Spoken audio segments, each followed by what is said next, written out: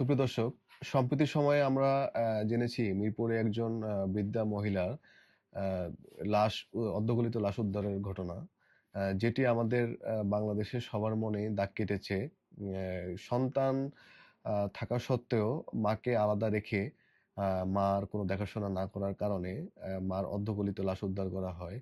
এখন আমাদের বাংলাদেশে অ্যা সন্তান যদি বাবা-মায়ের কোনো ভরণ-পোষণ না দেয়, দেখাশোনা না করে, সেক্ষেত্রে কিন্তু একটি অপরাধ হিসাবে গণ্য করা হয়। বাবা-মার যদি কোনো সন্তান ভরণ-পোষণ না দেন, সেক্ষেত্রে তার ৳১,০০,০০০ মতো জরিমানা, অনাদায়ে ৩ মাসের কারাদণ্ডও কিন্তু বিধান রয়েছে। এখন প্রশ্ন থাকে যে আমি বাবা-মাকে কি পরিমাণ টাকা জমা দেব?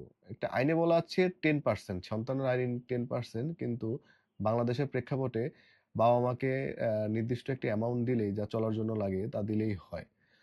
কেননা বাবা-মা যখন আ বা আমরা যখন ছোট থাকি, বাবা-মা তাদের সামর্থ্য অনুযায়ী আমাদেরকে কষ্ট করে মানুষ করে তোলে। কিন্তু সন্তান যখন একটা অবস্থানে চলে যায়, তখন বাবা-মার কোনো দায়-দায়িত্ব নিতে চায় না।